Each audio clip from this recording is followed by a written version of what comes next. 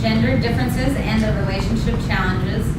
Her speech time is 5 to 7 minutes, and she's on Competent Communicator Program, Research Your Topic, project number 7. Dorothy has enjoyed her various jobs and working in social services with people and couples as they work through their workplace issues and relationship challenges in the counseling room, staff meetings, board meetings, and project brainstorming. Everything rises and falls on leadership and communication, and relationships are the bedrock of all of them. Please welcome Dorothy Means.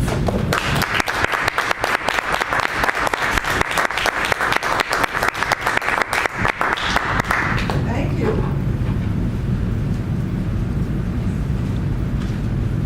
This is on research, so listen up. I'm going to cover this podium tonight.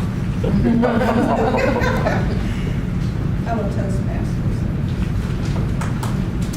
Yes. Madam Toastmaster.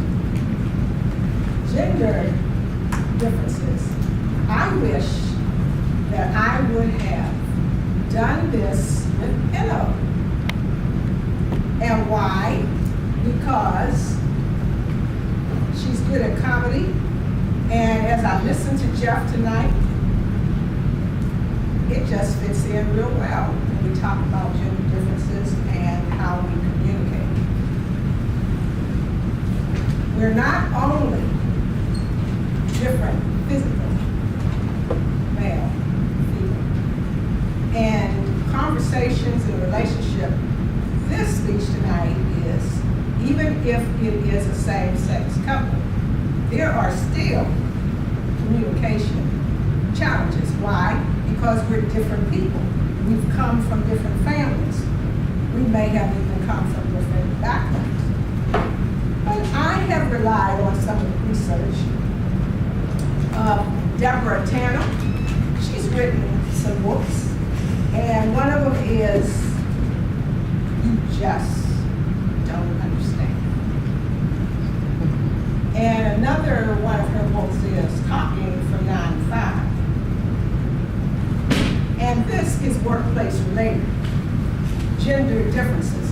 Why is it that males get paid more for the same job and females do not? Why is it that when males are traveling and they do not know the direction, they won't stop to ask any questions of where they're going? She talked about a story where they were in an airplane. This guy was a pilot in his own plane. Took her for a fly in the plane. He got lost. And he did not want to call in to the controllers. She said, that's not fabulous. That's stupid. Call in and let them know that we're lost. Then she took a look at the gauge, the fuel, about that far from empty. She started insisting, I am not going to get lost. I'm in here in the plane and you run out of gas. And we're stuck. So he was a bright man. He called in. He figured that he didn't want to be stuck in the middle of nowhere either. Gender differences. In the workplace, when it comes to physical touch, and I've talked about before in the Gary chapter, talked about the 5 love languages, and one of them is physical touch. With males, it is challenging. They can get into trouble faster than females because of harassment. I am one, and that's one of my dominant love languages. I will ask you if I can invade your space. And what I mean by that is I want to put a big fat hug on you. Now, since they have the work ethics now, you better not do that without permission because you don't know how it will be interpreted. So we have to understand that there are gender differences, particularly at work. Now, I want to share a story with you.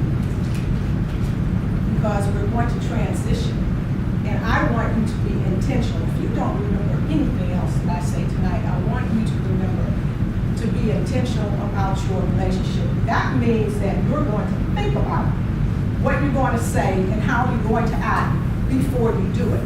You're just not going to talk off the cuff and then say, oh, let me backtrack.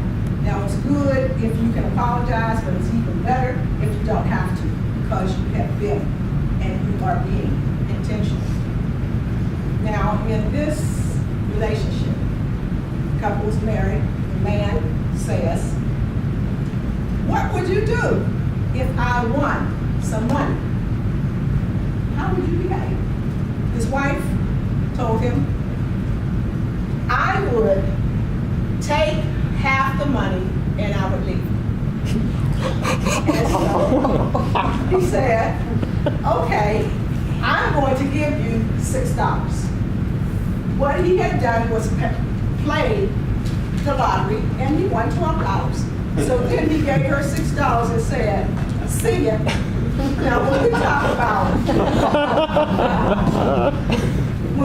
about communication and we talk about dealing with each other, especially in relationships, it is important that we do understand what our styles are and how we come to the table.